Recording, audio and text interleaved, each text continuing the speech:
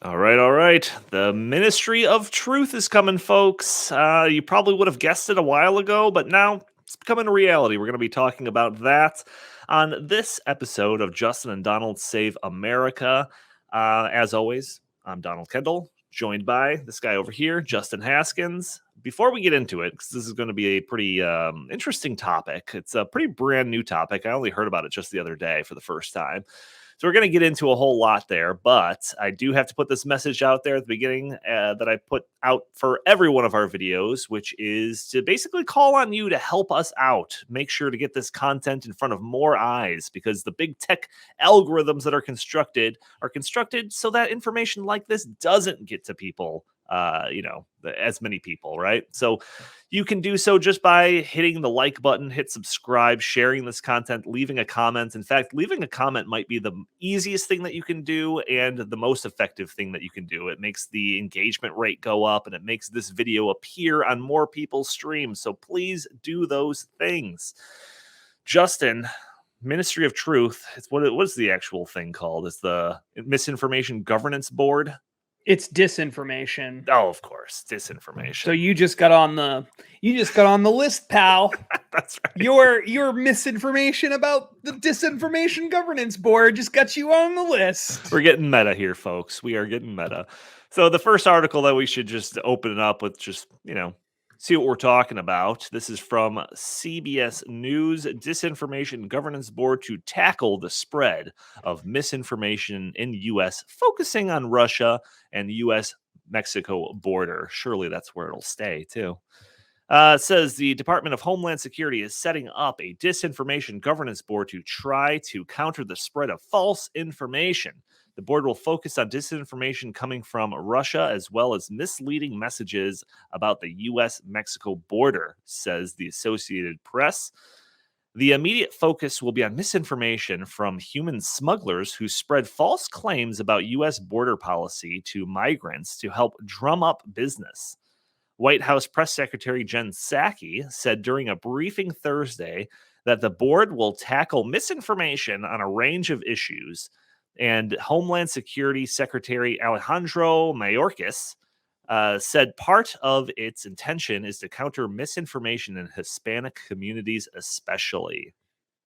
Do you want me to continue reading here, or do you want to kind of give your initial takes? No, we don't have to keep reading. I think that. I mean, look, it's so obvious what they're doing. It's like it's just so totally ridiculous. Obviously, first they say, well, or the Associated Press or whoever reports, well, it's only going to be on these topics, these two things. It's going to be national security and immigration, right? Which in and of themselves are very broad things. Like the umbrella for those things are big, because anything could be a national security threat. We know that because basically the left says that anyone who voted for Donald Trump is like a quasi national security threat, pretty Right. much, because they are all either supporting or either morally or financially, or they just look like someone who may have been involved in the January 6th stuff. And so naturally, they're all national security threats because that was an insurrection, as you know.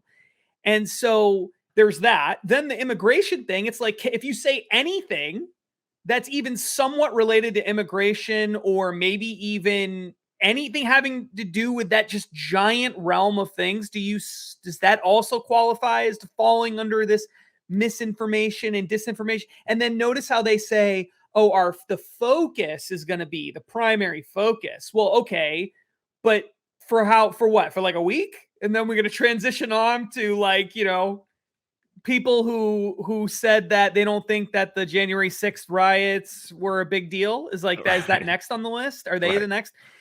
Misinformation. So it was the biggest deal of all time. How dare you? Yeah. No, I think it was the worst thing that's ever happened, and I think all those people deserve to go to jail, and whatever else you need me to say to stay out of the Disinformation Governance Board, whatever hit list or whatever you want to call it. Well, okay, so let's take a step back and just do a little bit more context here, because one, like, this doesn't seem like a brand new topic. We've been talking about this idea of cracking down on disinformation and all of that through our various outlets for a while.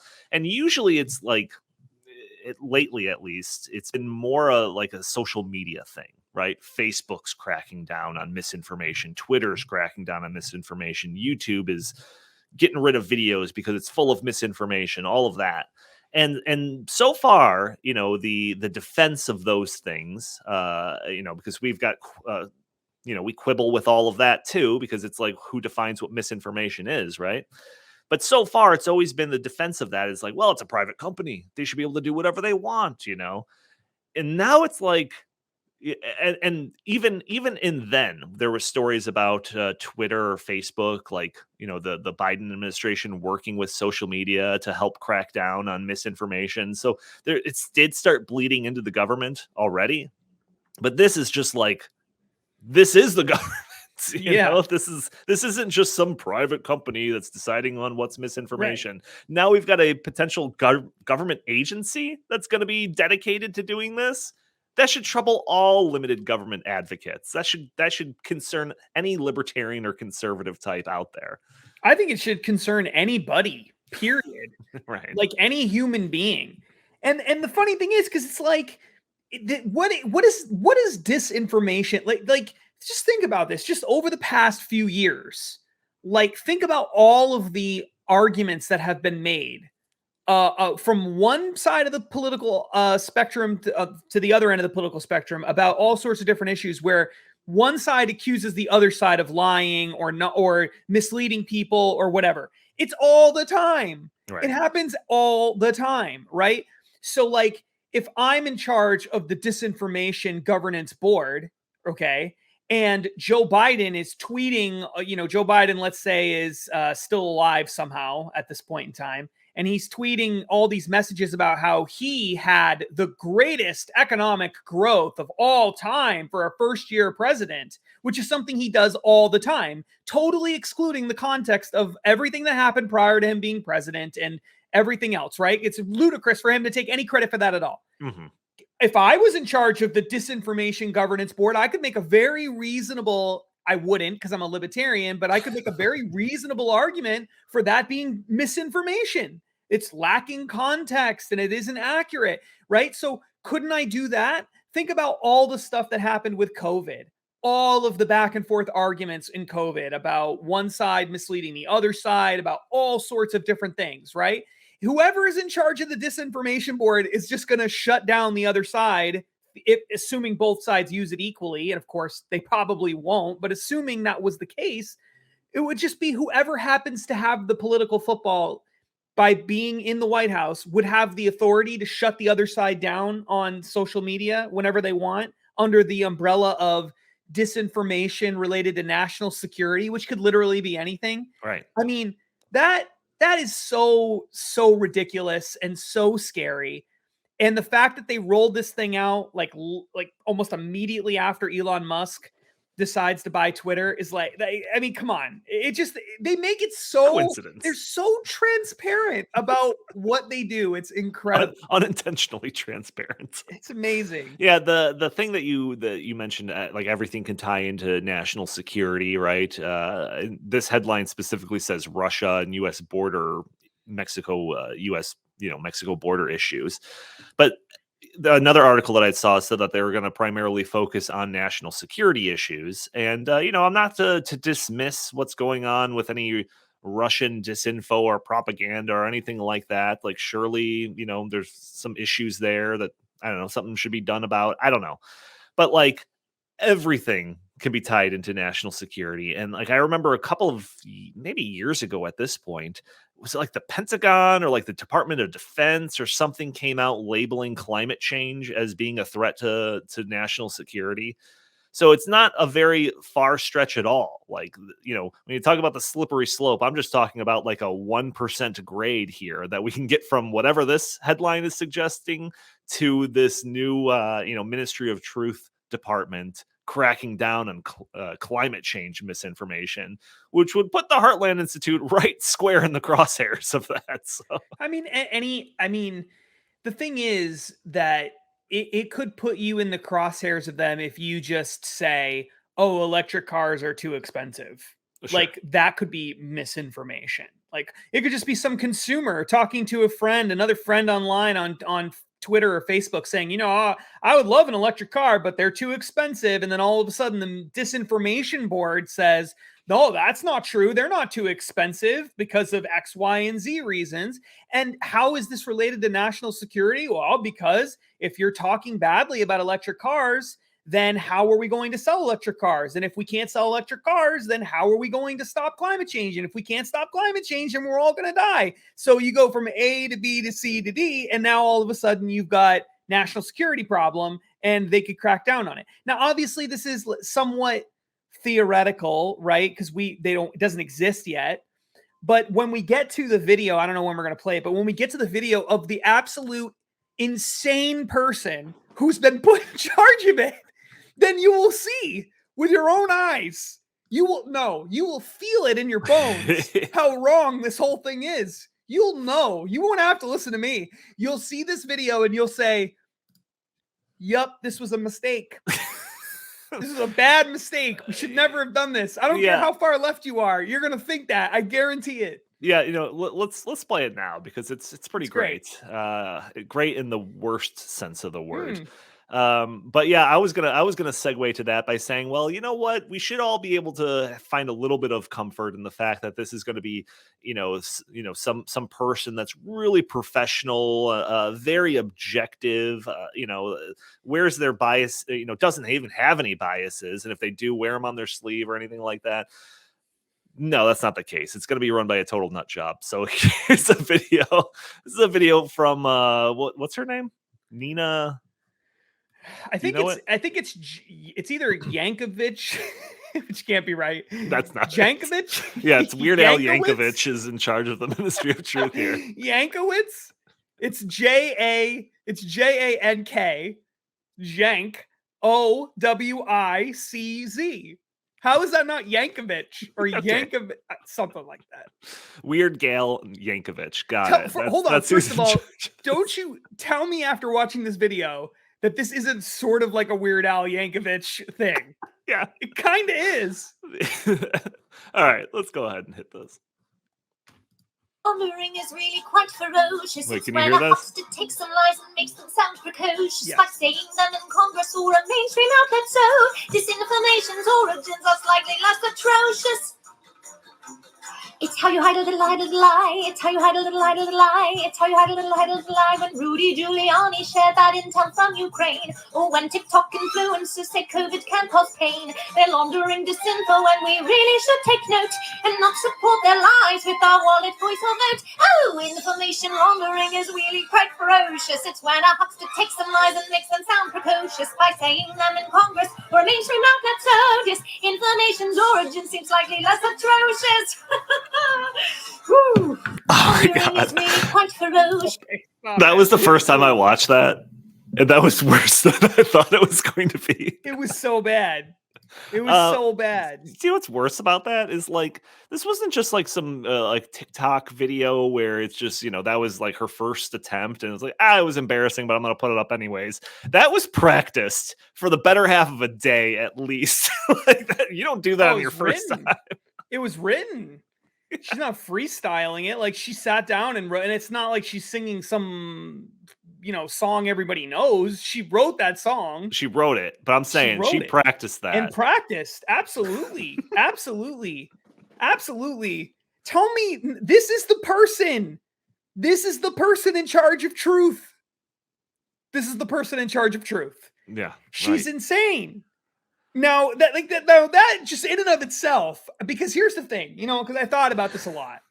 And it's like, well, I didn't think about it a lot because it didn't take much thinking to think of it. But it's just like she is the kind of person to put a video out like that has to be a complete egomaniac. Right. To the level, like a complete egomaniac. You have to be to a level that is like you have the absolute highest opinion of yourself. You are one notch below like deity.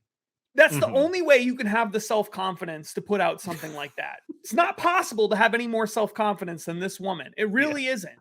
It just is not. And the fact that she's in charge of deciding what truth is and who is engaging in misinformation and who isn't, do I need to know? I don't know anything else about her other than I know she's a writer and she wrote a book, which we're going to talk about, which makes it even worse. So hold on to your hats. Gets worse. But other than that, I know nothing about her. I don't need to know anything about her. It's not even just know? like her being in charge of this governing board or whatever. It's like this is a brand new governing board. So it's like she would be creating the infrastructure for it, right? So it's not like Yeah, just taking that's right. over That's some what I think. agency with like some partisan person or something like that. Now that partisan person is controlling it. This is a partisan person constructing the agency, like bending it specifically to their will. Like, that's like even more dangerous. So now if some right-wing person took it over in some, future Republican administration, it's like the gears might already be like bent into the favor of being on this side of the aisle as opposed to whoever's controlling it now. So it's like an incredible amount of power that this person's going to be wielding. Yeah. Yeah, without a doubt. And I'm not entirely sure what qualifies her to do this. I mean, first, no one is qualified to do this. I mean, No. let's just say that no one is Right. qualified to do this. But it sounds to me, and look, this is her full biography. This is from the Wilson Center, named after Woodrow Wilson, one of America's most racist, horrible presidents. That's true, by the way. She says, this is their bio. It says Nina Yankovic studies the intersection of democracy and technology in Central and Eastern Europe. We don't live in Central and Eastern Europe. I don't know if she knows that, but that's not where we live. She is the author of How to Lose the Information War, Russia, Fake News, and the Future of Conflict. That's interesting because there was all sorts of fake news about Russia over the past several years, and it had everything to do with the kind of people who just gave her this job. Miss Yankovic has advised the Ukrainian government, oh, that's good, one of the most corrupt governments on the planet, on strategic communications under the auspices of a Fulbright Clinton Public Policy Fellowship. Great. Nothing says honesty like Clinton, right? Her writing has been published by the New York Times, the Washington Post, the Atlantic, and others. She is a frequent television and radio commentator on disinformation and Russian and Eastern European affairs. Again, what does this have to do with anything? Prior to her Fulbright grant in Ukraine, where she was helping the Ukrainian government on strategic communications, which sounds to me almost like propaganda. I don't know. Yeah. Okay. Miss Yankovic managed democracy assistance programs to Russia and Belarus at the National Democratic Institute for National Affairs. Oh, good. So she's tied to the Russians and the Belarusians. That's perfect. Does she know that these two groups of people are at war with each other right now? This is like they talk about swamp creatures. This is like she's not even an American swamp creature. We were importing them.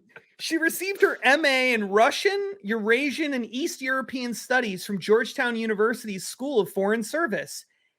Again, what does this have to do with anything? Why? And then her BA from Bryn Mawr College. So this is her whole life. As far as I can tell, her whole life is she went to college, she went to grad school, became a quasi-expert in Eastern European affairs, then went and worked on a Clinton Fulbright scholarship for the Ukrainian government. Again, one of the most corrupt groups of people on the planet. I know they're fighting a war right now, but everybody knows that it's like the most corrupt, broken government. In fact, the president of Ukraine right now ran on a platform of his entire government was completely corrupt. All right. So then she probably at the time she was working for them. Then she also worked for some other think tank that did strategic, I don't know, what was it? Alliance? It wasn't alliances. That can't be it. Just democracy assistance programs to Russia and Belarus. Which, like, what is that? That doesn't sound good to me at all. And then she's just a writer. who writes for things. So it's like, again, what sounds like she's an expert in Eastern European affairs, maybe, but what makes her qualified to determine whether something someone says online is misinformation or disinformation just generally? Like maybe about Ukraine, but even then, again, no one should be making that determination, but at least she could say she's qualified in that sense. In what sense is she qualified on any other topic?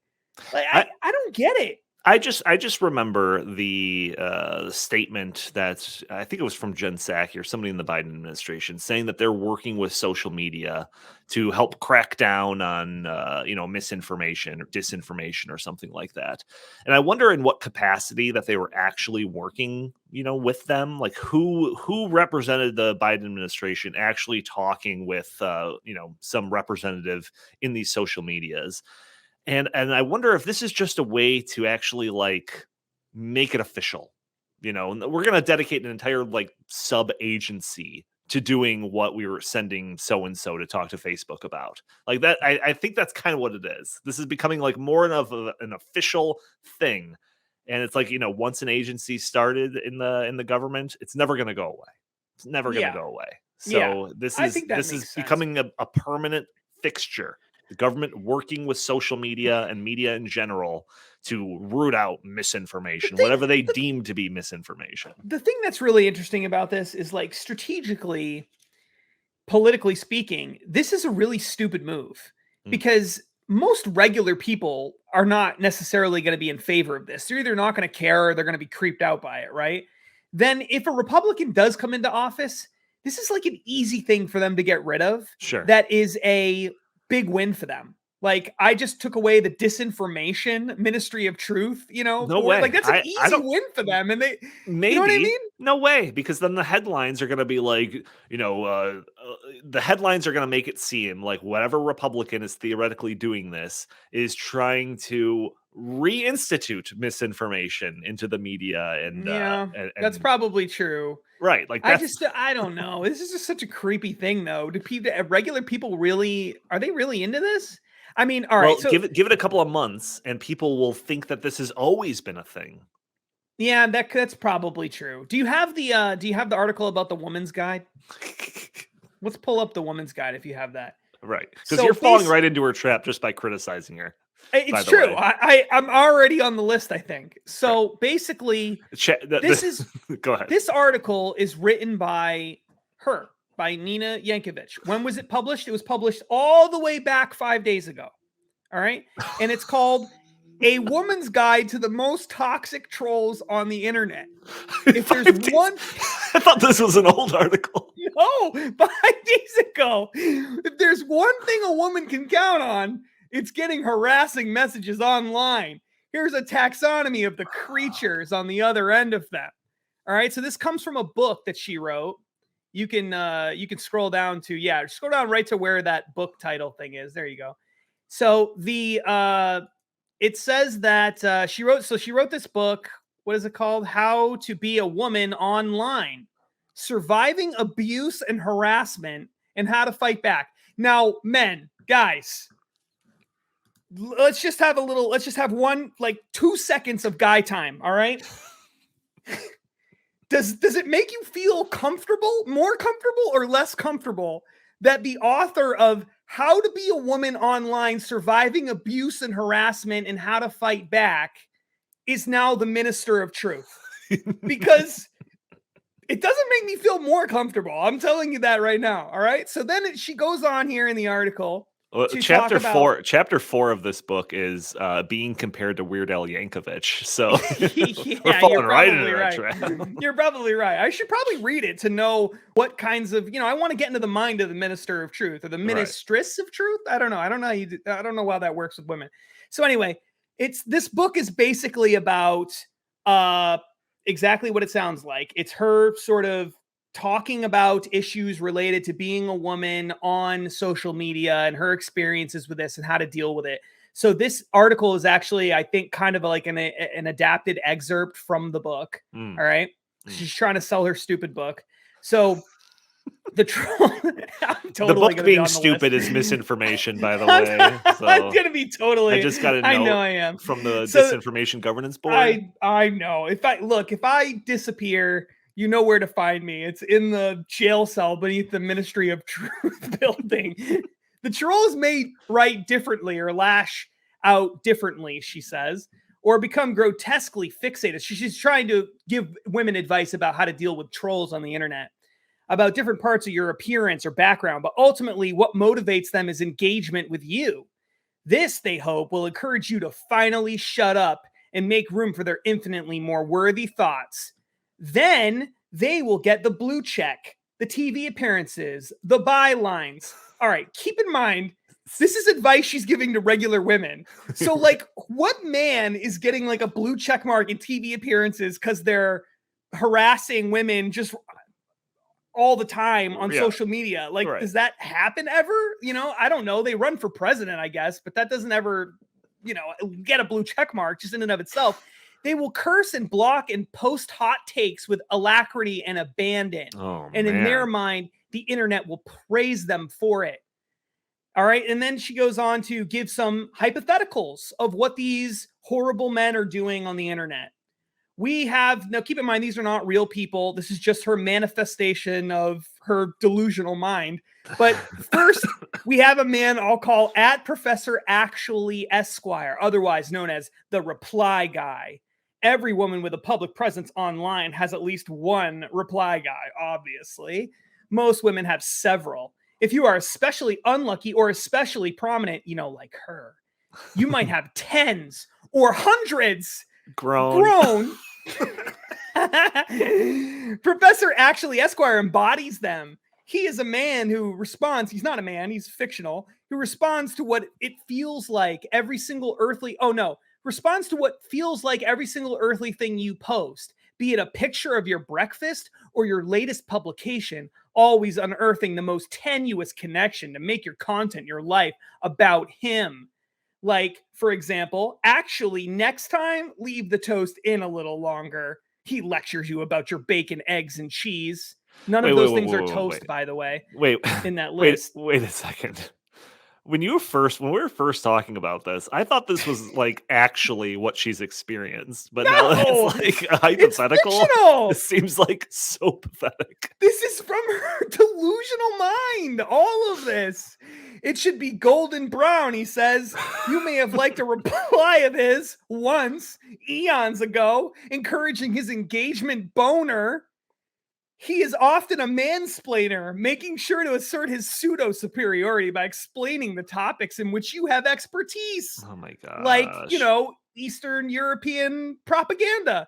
Sometimes he repeats your own points back to you, or better still, links you to the very articles you wrote in arguments with you. So he uses your own arguments against you. Sometimes these men are credentialed, and like at Professor Actually Esquire, they are not afraid to remind you of that.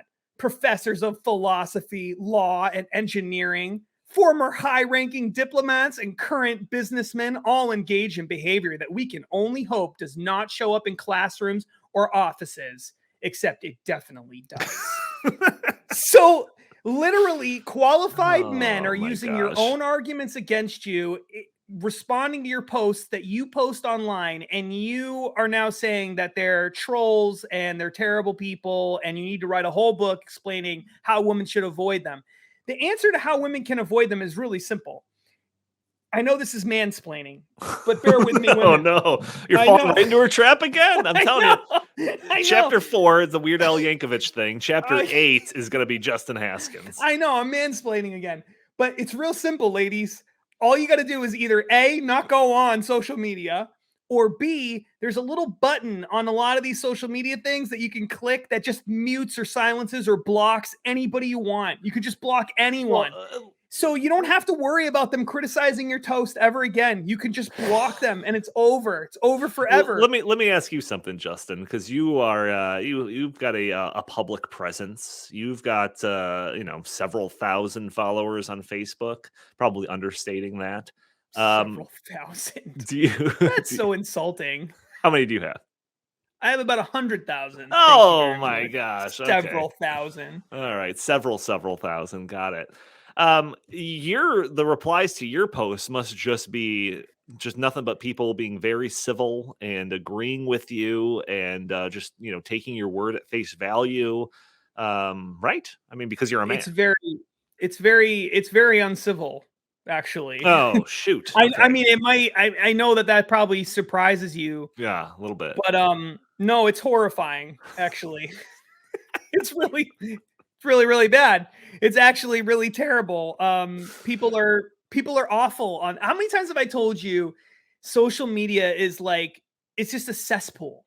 Like it's a cesspool. The comment sections of articles, the like just social media in general, like political social media is a cesspool. It's like the worst people it's not even the worst people in the world. It's that people behave in the worst ways imaginable, like ways that they would never behave in any other circumstance.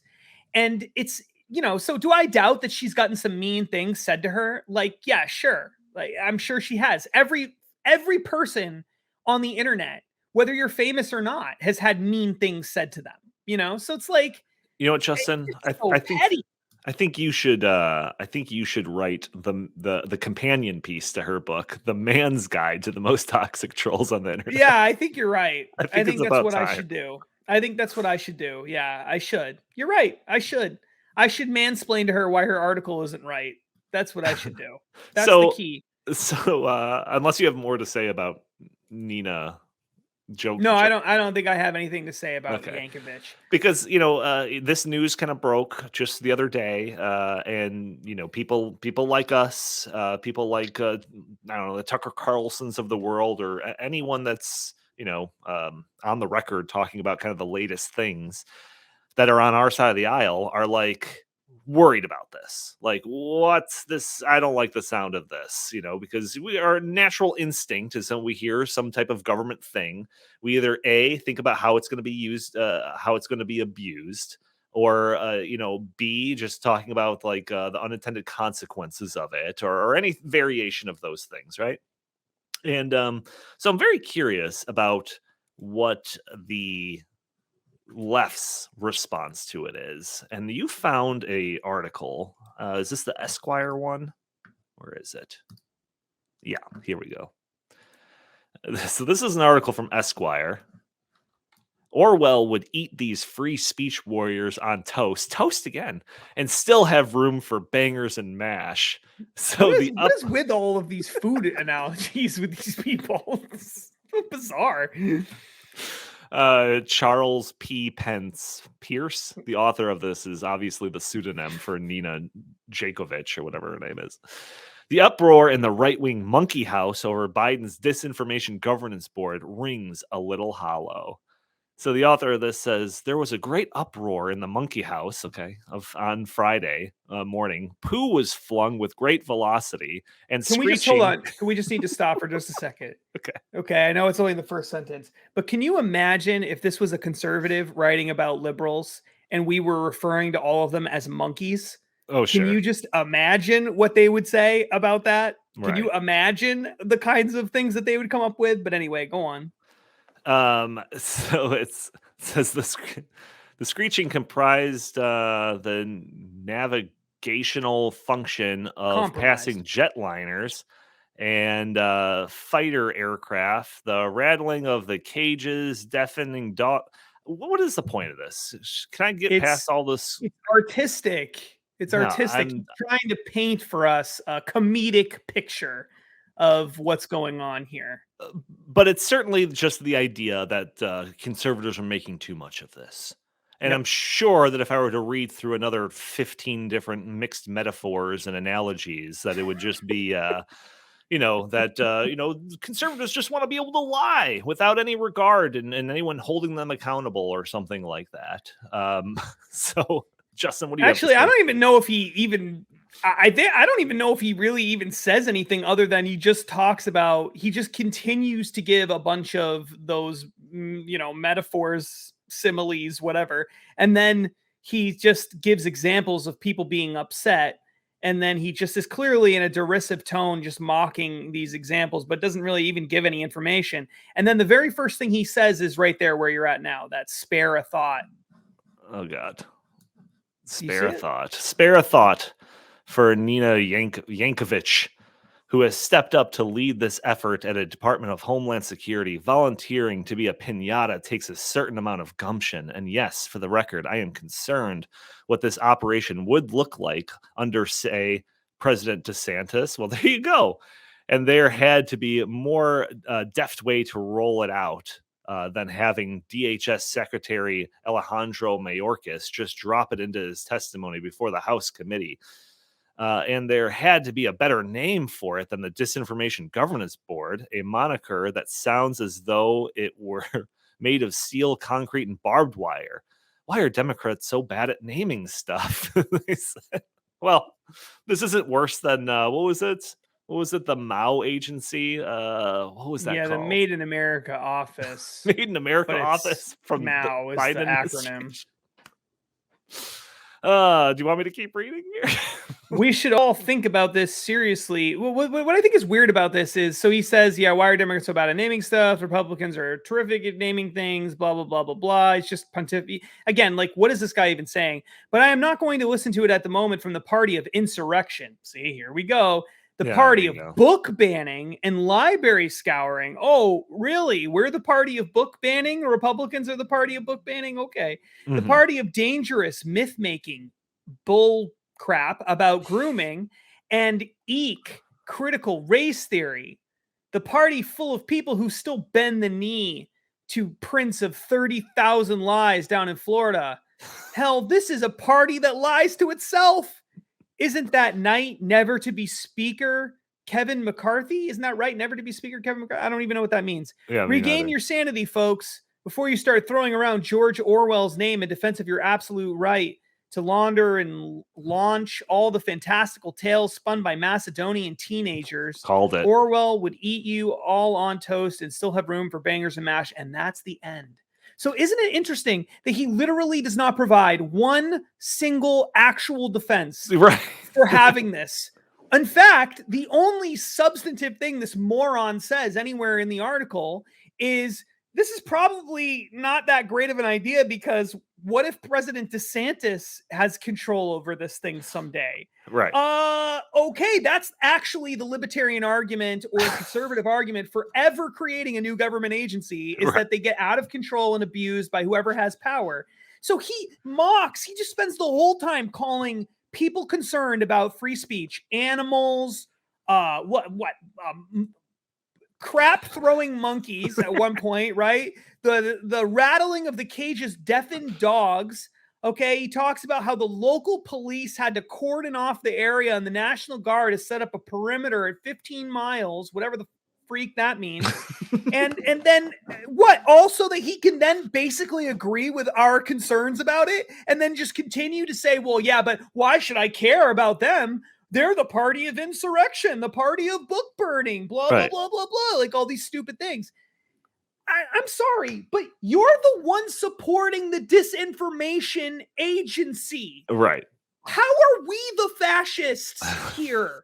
Like, this is the most, it's the most gaslight. We live in an era of constant gaslighting. Oh, yeah. Where it's been so bad. It's so bad, where the other side is constantly referring to people who are on the right as fascist for defending free speech, for trying to limit government, for not liking some new government truth ministry. We're the fascists.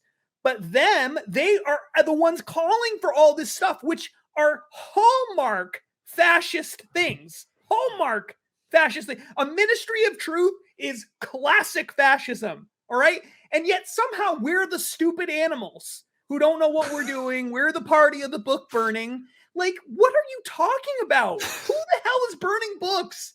Where do these, it is so incredibly annoying. These people are so annoying. With all that said, I truly do think that they are on the verge of being obliterated politically in the next election. And that Well, okay, this is why they're so like doing all these stupid things. They're trying to get all this dumb stuff in place before that happens, and they're just crying and whining and all this stuff about how bad things are for them when they had all the opportunities in the world to get their agenda passed that was supposedly is going to save everybody and make the world a better place. It hasn't. The world is on fire and countries are invading other countries, and we're on the verge of nuclear disaster, and Afghanistan's now ruled by the Taliban, and on and on and on, right? It's been a train wreck, runaway inflation, worse than 40 years. The economy, there was some article that what was it? The economy shrunk or something like that. I mean, this is a bad time to be a Democrat. And the best this guy can come up with is name calling and then somewhat agreeing with us, and then back to name calling again. Well, again, I get these alerts from the Ministry of Truth right now into my headphones here, and the 8 things that you listed off of your proof that the country is moving in the wrong direction. I just heard that 8 out of 8 of those are misinformation. So everyone, disregard, strike that from the record. Don't listen to what Justin has to say. Just listen to what our glorious Ministry of Truth has to say.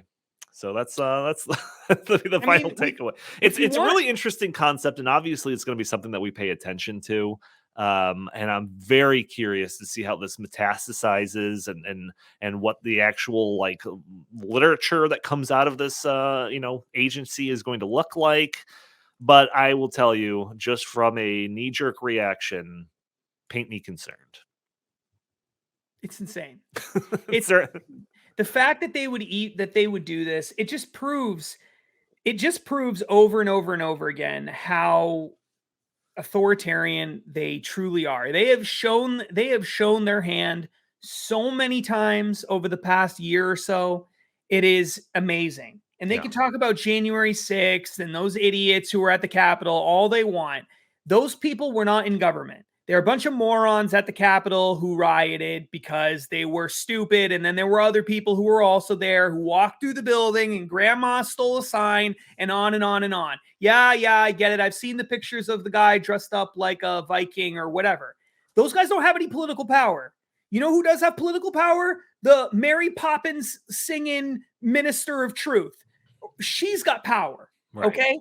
Well, I mean, it's not even close. It's not even close. They are the ones with all the power and authority on virtually every institution and platform that exists, and they use it all the time to impose their will on everybody else while telling us that we're the fascists, we're the monsters, we're the terrible people. It is madness, and I hope that there are enough common sense people left in this country to understand. They may never hear about the Ministry of Truth, but hopefully they at least understand that this stuff is so obviously full of crap, right? That they don't deserve any power or authority because of how reckless and ridiculous they've become. And the more people who can see Mary Poppins singing Minister of Truth, the better off we are. Honestly, I think that if I could be emperor for a day, which I know is what they think every conservative wants to do anyway, what I would do is I would create a law that says, in order to vote, you don't need an ID. You don't need an ID. You don't need anything. You just show up to the polls. Anyone can vote, but you have to watch the full Mary Poppins singing video first. That's it. You got to watch the full thing first, and you have to acknowledge that you understand that Joe Biden made her Minister of Truth. If you acknowledge, yes, I understand this is the Minister of Truth, and yes, I understand this is her singing the Mary Poppins song about disinformation, then you can vote. Because anyone who watches that and then goes and votes for someone like Joe Biden or anyone who's aligned with him, God help them, honestly. I don't know if I can. I don't think I can follow that up with anything substantive. So I think we should just end it here. I will say that for all our constant listeners, you'll probably like, hey, this is the first video I've seen up in a couple of weeks. What's going on here? Justin, do you want to give an explanation other than saying we got a lot of stuff in the works, some very exciting stuff, and it's been taking a lot of our bandwidth? Yeah, we've got a big project that we're working on. That's we probably shouldn't say too much about at this point in time, but we got a big project. we're working on it with Glenn Beck, and we're hoping. I mean, this is the kind of thing where it probably is going to be like a year before you ever see the results of it. But we think it's going to be we think it's going to be a big deal. We think you're going to be excited about it when you actually see it. It's really groundbreaking stuff that no one else has done before. Kind of similar to when we did the Great Reset stuff and no one was talking about that. Similar thing here. So we think you're going to love it when it actually does reach you, but it's going to be a little while. And so bear with us. We're not, we're trying to be a little bit better about this, but in addition to all the other stuff we've got going on, we're also working on this other project, and it's been crazy. So yeah. So we're going to be really pushing ourselves to put more content up here, more regular content on here, but you might see smaller videos, 10, 15-minute videos as opposed to 45-minute, an hour videos. But yeah, we don't want to leave you guys hanging because we love our little fan base here that we've created on YouTube. So we want to provide more content on a regular basis. But yeah, the last few weeks have been very busy, very, very busy. So we'll definitely keep you posted on that when we can say stuff. But until then, I will say just thank you for tuning into this episode of Justin and Donald Save America. Tune in regularly to find new content, which I promise we will do better on. And like I said, you can help get this content in front of more eyes just by hitting the like button, the share button, leaving a comment, being a subscriber if you're not a subscriber already.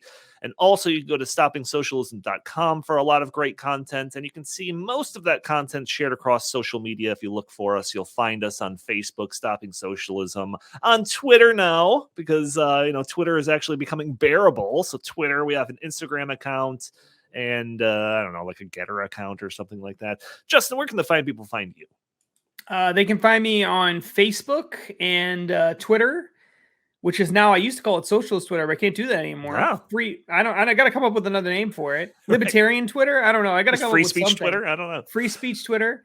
And Getter, Parler, all the other platforms if you really don't want to go on to Twitter anymore. You can find me there as well. And of course at heartland.org and stoppingsocialism.com. All right, perfect. Thank you all for tuning in. We'll talk to you next time.